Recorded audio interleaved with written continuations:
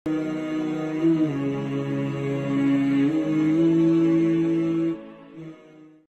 الله الرحمن الرحيم. قال هذا رحمة من ربي فإذا جاء وعد ربي جعله دكا وكان وعد ربي حقا وتركنا بعضهم يومئذ يموج في بعض ونفخ في الصور فجمعناهم جمعا وعرضنا جهنم يومئذ للكافرين عرضا الذين كانت أعينهم في غطاء عن ذكري وكانوا لا يستطيعون سمعا. صدق اللہ العظیم.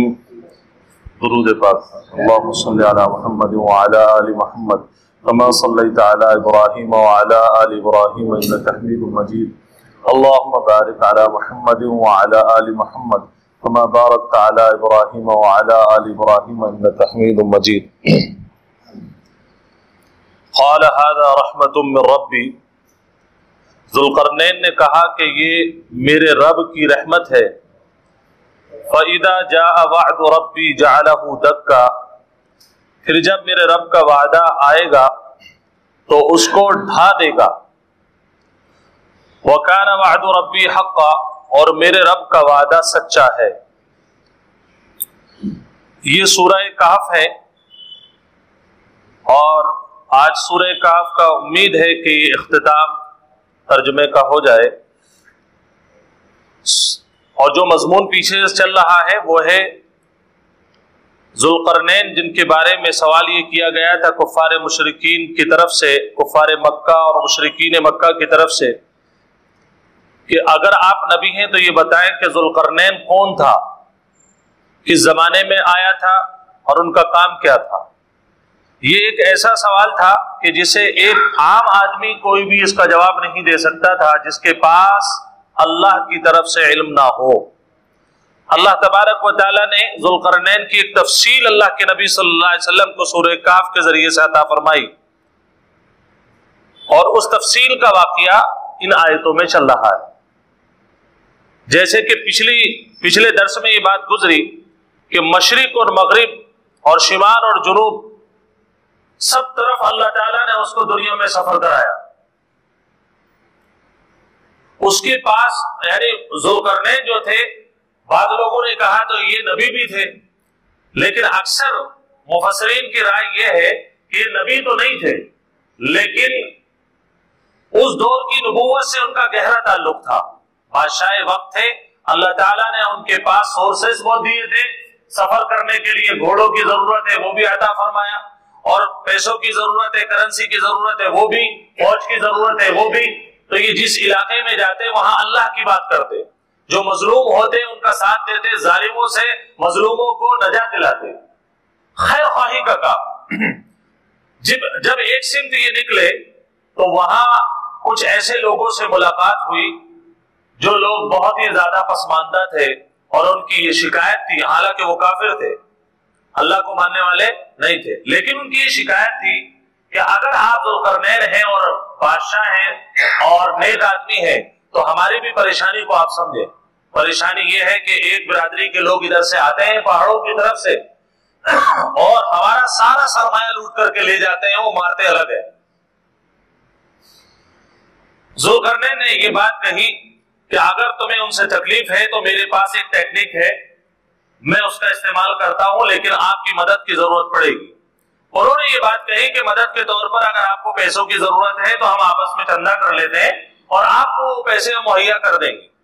حضرت ذوالقرنین نے فرمایا کہ مجھے پیسوں کی ضرورت نہیں ہے، میرے رب نے جو مجھے عطا کیا ہے میں اس پر خوش ہوں، مجھے بس بدنی طاقت اور آپ لوگوں کا لگاؤ چاہیے اور محنت چاہیے. لہذا وہ محنت کے لیے تیار ہو گئے، اور جس طرف سے وہ قوم آتی تھی وہ دو پہاڑوں کے درمیان میں خلا تھی، خالی جگہ تھی، اس کو بہرحال ان کی مدد سے وہ بھر دیا گیا. جب دیوار بن کر کے بالکل تیار ہو گئی، جو ظالم لوگ تھے آپ اس دیوار کو عبور نہیں کر سکتے تھے، دیوار بنانے کے بعد کا جملہ یہ ہے ھذا رحمت من ربی، کہ اتنی بڑی جو دیوار میں نے تیار کی ہے، اس کے اندر جو پیسہ لگا ہے یا اس کی جو بناوٹ کے اندر تقویت ہے، یہ مت سمجھنا کہ ذوالقرنین کا کوئی ذاتی کمال ہے، یہ سب میرے رب کا کمال ہے، اس نے صلاحیت دی، میں نے استعمال کی اور یہ دیوار بن گئی۔ اور یہ بھی بات تھی کہ ذوالقرنین یہ نہیں کہتا کہ یہ کب تک چلے گی، جب تک میرے رب کی رحمت شامل حال ہوگی چلے گی، اور جب اللہ چاہے گا تو یہ بھی ٹوٹ جائے۔ یہ ہے کمال بندگی، ساری چیزیں اپنے سارے کمالات اللہ کے سپرد کر دینا۔ اور کیسے نہ کریں، جس وقت ہم پیدا ہوئے تھے اس وقت اپنی ضرورتیں بھی خود حل نہیں کر سکتے تھے، اللہ نے دوسروں کو ہمارا معاون اور مددگار بنایا۔ آج جب اللہ تبارک و تعالیٰ نے ہمیں تھوڑا سا عروج دے دیا تو آج ہم اپنے رب کو ہی بھول بیٹھے ہیں۔ حالانکہ انسان کی مثال میں اگر تھوڑے سے الفاظ میں سمجھانے کی کوشش کروں، میری آپ کی مثال، آج کل آم کا زمانہ ہے، آم کے درخت لگانے سے پہلے پودا لگایا جاتا ہے، اور یوں سمجھ لیجیے کہ ایک بیج ہوتا ہے، اس سے پودا اگتا ہے، پھر اس پودے کو دوسری جگہ لگایا جاتا ہے، اس کے اندر سے ایک پھول نکلتا ہے، دانا پھر پھول، پھر وہ پھول بڑا ہوتا ہے، پھر وہ مرجھاتا ہے، اس کے اندر سے وہ پھل نکلنا شروع ہوتا ہے، وہ بڑا ہوتا رہتا ہے، ایک وقت وہ آتا ہے کہ وہ پھل اپنے شباب پر آ جاتا ہے، جسے کچا آم بولتے ہیں، اور پھر وقت آتا ہے کہ اس کے اندر تھوڑی تھوڑی زردی پھیلتی ہے اور پھر وہ پکا ہوتا ہے، اسے ہم اور آپ بڑی لذت کے ساتھ کھاتے ہیں۔ لیکن آپ جانتے ہیں اگر یہ آم اپنی نزاکت پر یوں ہی برقرار رہے اور یہ کہے کہ میں آگے کسی کا لقمہ بننا نہیں چاہتا ہوں، میں تو اپنی جگہ برقرار رہوں گا، کسی کے دسترخوان پہ جانے کے لیے تیار نہ ہو، اسی ڈالی پر لٹکا رہے، کیا بتائیے اس کی جوانی ہر وقت برقرار رہے گی؟ یا ایک وقت آئے گا کہ اس کے اندر سے بدبو آنے لگے گی اور وہ خراب ہو جائے گا؟ جو لوگ اسے پہلے پسند کرتے تھے وہی اپنے دسترخوان سے اسے پھینکنا شروع کر دیں گے۔ یہی مثال میری اور آپ کی ہے، چھوٹے سے بڑا، بڑا بڑا، پھر اس کے بعد طاقت آتی ہے، پھر بندہ سمجھتا ہے کہ اب میرے سامنے کوئی کچھ نہیں ہے، اور جب وہ اپنی انا پر برقرار رہتا ہے، قرآن کی بات نہیں سمجھتا، اللہ کے حبیب محمد رسول اللہ صلی اللہ علیہ وسلم کی بات نہیں سمجھتا، اپنے بڑوں کی بات نہیں سمجھتا، اور وہ اپنے پیسے اور جوانی کے غرور میں ایسے ہی رہتا ہے، تو آخر کار ہوتا یہ ہے، وقت گزرتا ہے، اس کی اہمیت اور اس کی خصلت اور اس کی طاقت ایک عام سے بھی زیادہ بدتر ہو جاتی ہے۔ اپنا لقمہ خود نہیں اٹھا سکتا، استنجا خود نہیں کر سکتا ہے، ڈائپر پہنانے والے کوئی دوسرے لوگ ہوتے، انسان کی ویلیو اس سے آگے اور کچھ نہیں۔ پھر تکبر کس بات پر؟ اللہ اسی کو سمجھانا چاہتا ہے کہ دیکھو ذوالقرنین نے پوری طاقت کے باوجود جو وہ پوری پلٹن نہ کر سکی، وہ ذوالقرنین نے آ کر کے دکھایا، لیکن کہا یہی ھذا رحمت من ربی، یہ میرے رب کی رحمت اور اس کا کمال ہے، ذوالقرنین کی طاقت اور بادشاہت کا اس میں کوئی دخل نہیں۔ فَإِذَا جَاءَ وَعْدُ رَبِّي، اور ساتھ میں یہ بھی فرمایا کہ جب میرے رب کا وعدہ آ جائے گا تو یہ اتنی طاقتور دیوار بھی ٹوٹ کر کے گر جائے گی، دھکا گر جائے گی، چاہے ہم نے اس کے اندر کتنا ہی لوہا پگھلا کر کے اور تانبا پگھلا کر کے کیوں نہیں ڈالا ہو۔ وَكَانَ وَعْدُ رَبِّي حَقًّا، اور لوگوں اس کو مذاق میں مت لینا، میرے رب کا وعدہ بالکل سچا ہے، یعنی جو وہ چاہتا ہے، جب تک چاہتا ہے تب تک چیزیں کام کرتی ہیں، اور جب وہ کہہ دیتا ہے کہ اب کچھ نہیں، تو کسی کے اندر مجال ہے جو اپنی موت کو ایک لمحہ بھی ٹال سکے۔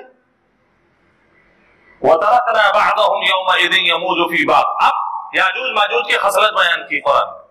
اچھا، یاجوج ماجوج کون لوگ ہیں؟ اگر ان کی نسل کی بات کی جائے تو حضرت نوح علیہ السلام کی جو حام، سام، یافس جو بچے تھے، ان میں سے یافس بن نوح کی اولاد، اور یہ اتنی تعداد میں ہے،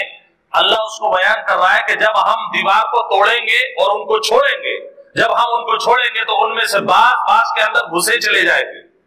زمین پر ایک بالش بھی جگہ نہیں ہوگی، جس علاقے میں جائیں گے بھرتا چلا جائے گا، جنات اور انسان کو چلنے کی جگہ نہیں ملے گی،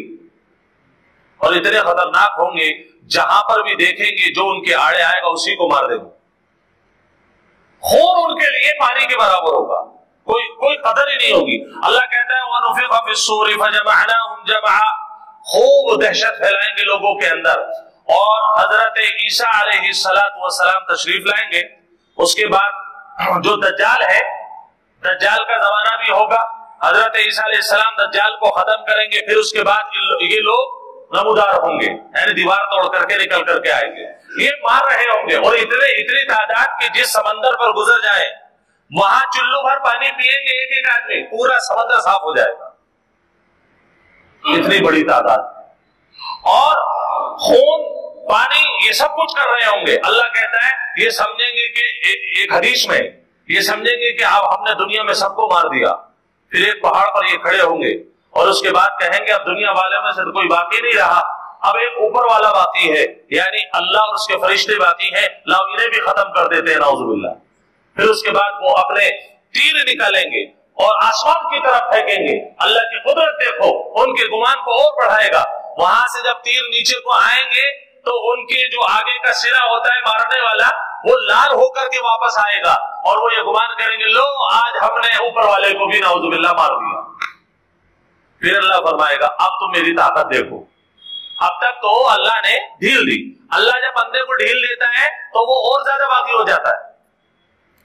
اگر ہمیں اللہ تبارک و تعالیٰ نے کسی جگہ کوئی ڈھیل دے رکھی ہے، طاقت دے رکھی ہے، پیسہ دے رکھا ہے، تو غرور میں آنے کی ضرورت نہیں ہے، بلکہ دیکھنا یہ ہے کہ میرا رب مجھ سے چاہتا کیا ہے، کوئی غلطی تو نہیں ہو رہی ہے، یہ ہے بندہ۔ اب وہ کہیں گے کہ ٹھیک ہے آپ سب کو مار دیا، پھر اللہ تعالیٰ کہے گا کہ ان سب کو جمع کر لو، حضرت عیسیٰ علیہ السلام کو حکم ہوگا سارے لوگوں کو لے کر کے طور پر چلے جاؤ، وہ طور پر جائیں گے، اور پھر اس کے بعد رعایا دعا کرنے کو کہے گی عیسیٰ اللہ سے دعا کرو، انہوں نے تو جینا حرام کر دیا ہے، اب کیسے اتر کر کے جائیں؟ دعا ہوگی،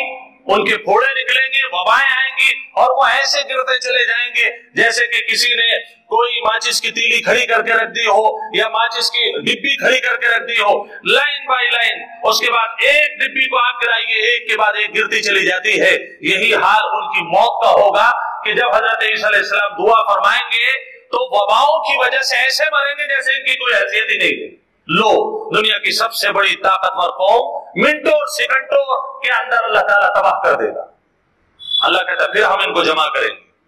انسان اور جنات، یاجوج اور ماجوج، اور اللہ فرماتا ہے وَعَرَضْنَا جَهَنَّمَ يَوْمَئِذٍ لِّلْكَافِرِينَ عَرْضًا۔ جب سور پھونکنے کے بعد سب جمع ہو جائیں گے اللہ کے سامنے، میں ہو، آپ ہو، جنات ہو، انسان ہو، یاجوج ہو، ماجوج ہو، سب سامنے ہوں گے، اللہ سامنے جہنم کو کرے گا، یہاں جہنم کا لفظ ہے۔ اچھا دیکھیے،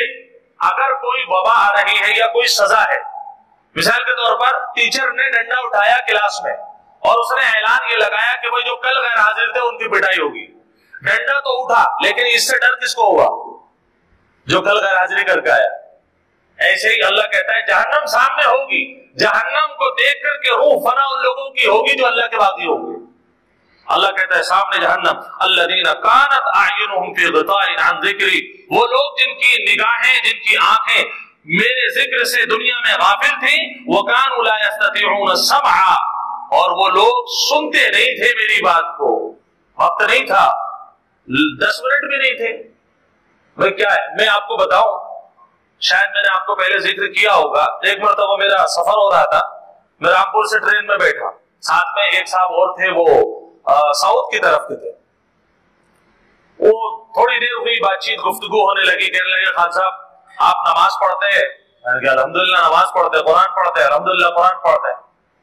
آخرکار ایک جملے پر آ کر کے وہ اٹک گیا،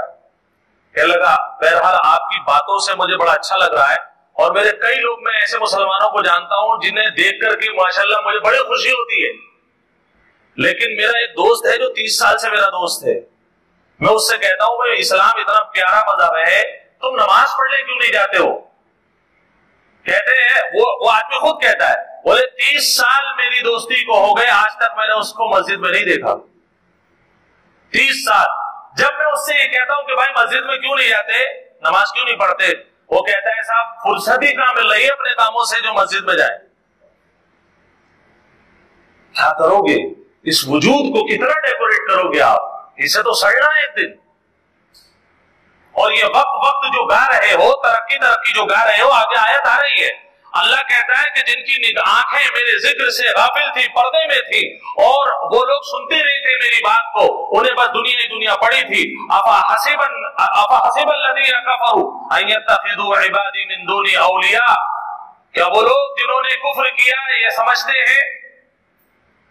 افحسب الذین کفروا، یہ کافر لوگ انہوں نے یہ حساب لگا رکھا ہے کہ وہ میرے علاوہ کسی کو دوست بنائیں گے یا سرپرست بنائیں گے؟ انا اعتدنا جہنم للکافرین نزلا، سنو بلا شبہ ہم نے جہنم انکار کرنے والوں کے لیے بطور مہمانی کے تیار کر رکھی۔ تم آؤ تو صحیح، آپ کو حشر کے میدان میں تم سے بھی ملاقات کریں گے۔ تمہارے پاس میرے لیے وقت نہیں تھا، جبکہ وقت دینے والا میں تھا، تمہارے کاروبار کو بنانے والا میں تھا، تمہاری اولاد دینے والا میں تھا، تمہاری اولاد کو رزق دینے والا میں تھا، تمہارا پورا ایمپائر کو کھڑا کرنے والا میں تھا، بس مجھ سے ملاقات کے لیے تمہارے پاس وقت نہیں تھا۔ آ جاؤ میدان میں، پھر تمہاری ملاقات مجھ سے ہوگی۔ اللہ غصے میں ہے اور اللہ فرماتا ہے قل هل ننبئکم بالاخسرین اعمالا، اے نبی آپ فرما دیجئے کہ میں تم کو بتاؤں ایسے لوگوں کے بارے میں جو خسارے ہی خسارے میں، بہت خسارے میں ہوں گے اعمال کے اعتبار سے۔ کون لوگ ہیں؟ الذین ضل سعیہم فی الحیات الدنیا، وہ لوگ کہ جن کی کوششیں دنیاوی زندگی میں بھٹکتی تھی، آج یہ 2 کے 4 کر لوں، 4 کے 8 کر لوں، دنیاوی زندگی میں کہ وقت نہیں ہے میرے پاس، اس کمپنی میں چلا جاؤں، وہ کمپنی میری ہو جائے، یہ پلاٹ میرا ہو جائے، فلاں جگہ کی زمین میری ہو جائے، بھائیوں کا حصہ بھی میں خرید لوں۔ ساری اللہ کہتا ہے کچھ لوگ ہیں جو دنیاوی زندگی میں بس بھٹکتے رہتے ہیں۔ وَهُمْ يَحْسَبُونَ أَنَّهُمْ يُحْسِنُونَ صُنْعًا، اور وہ لوگ سمجھتے ہیں کہ وہ جو کام کر رہے ہیں بہت اچھا کام کر رہے ہیں۔ دیکھیے 2 طرح کے لوگ ہوتے ہیں دنیا میں کام کرنے والے۔ ایک تو وہ شخص جو دنیا کما رہا ہے لیکن اس کے سامنے اللہ بھی ہے، نماز کا وقت ہوا نماز پڑھنے گیا، تسبیح دل چاہ رہا ہے تسبیح پڑھے تو تسبیح پڑھ رہا ہے، نبی پاک محمد رسول اللہ صلی اللہ علیہ وسلم سے محبت کے لیے درود پاک بھی پڑھ رہا ہے، ساتھ میں کاروبار پر پسینے کے ساتھ محنت کر رہا ہے۔ اللہ کو یہ بندہ بہت پسند ہے۔ یہاں ان دنیا داروں کی نفی ہے یا ان کے بارے میں عذاب ہے جو لوگ دنیا کماتے ہیں لیکن رب کا کوئی خیال نہیں کرتے۔ اللہ فرماتا ہے ایسے لوگ مجھے پسند نہیں۔ اللہ تبارک و تعالی دنیا کو آخرت سامنے رکھ کر کے کمانے کی توفیق نصیب فرمائے اور ہر حال میں اپنے رب کو یاد رکھنے کی توفیق نصیب فرمائے۔